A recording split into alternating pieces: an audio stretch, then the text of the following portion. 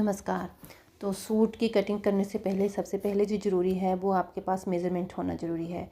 तो मेज़रमेंट हम कौन कौन सा लेते हैं वो मैं इस वीडियो में आपको बताने वाली हूँ।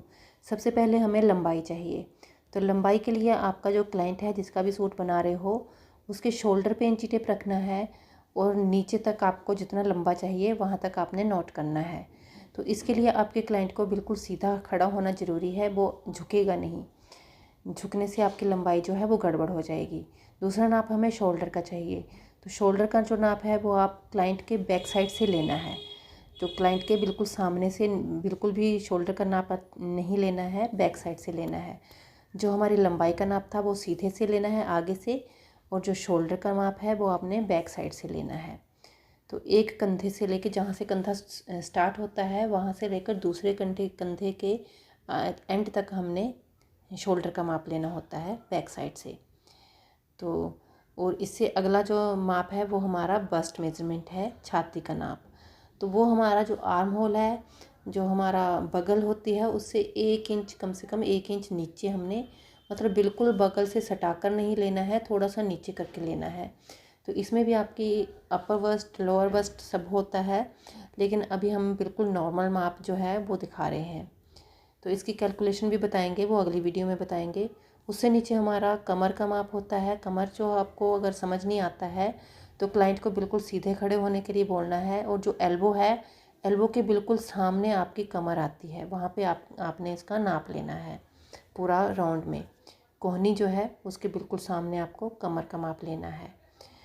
और वैसे ही यहाँ पे आपका जो हिप का नाप है, वैसे ही आपको जहाँ पे हमारी कलाई आती है, जहाँ पे आप घड़ी पहनते हैं या चूड़ी पहनते हैं, उसके बिल्कुल सामने हमारा हिप का माप होता है।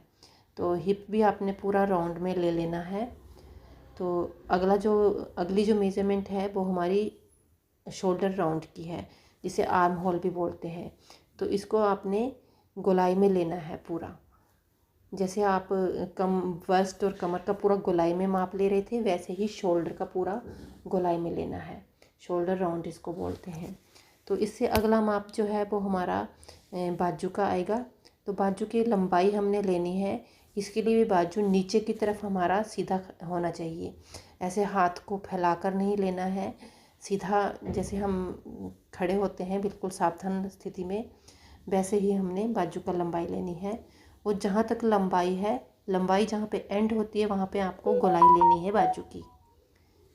तो यहाँ पर आपकी बाजू की गोलाई आ जाएगी। और इससे आगे आपका गले का माप आता है। तो गला आपके क्लाइंट के हिसाब से होगा, जितना उनको डीप चाहिए। तो सबसे जो सेंटर है हमारी गर्दन की, जो बिल्कुल सेंटर पॉइंट होता है, वहाँ तक आपने कंधे से लेकर वहाँ पे आपने तिरछा इंच टेप रखना है सेंटर तक। पूरा गोलाई में नहीं लेना है गले का माप, सेंटर तक रखना है। और ऐसे ही आपने बैक साइड से भी माप करना है, कंधे से लेकर बैक का जो सेंटर है वहाँ तक। तो ये सब हमारे, जो हम कुर्ती अब कटिंग करेंगे तो उसके लिए ये सब माप जो हैं वो होने चाहिए क्लाइंट के। आपने यही सब माप लेने होते हैं। तो अगली वीडियो में हम जो कुर्ती के लिए जो नाप है उनकी कैलकुलेशन कैसे करते हैं वो बताएंगे। तो थैंक यू फॉर वॉचिंग।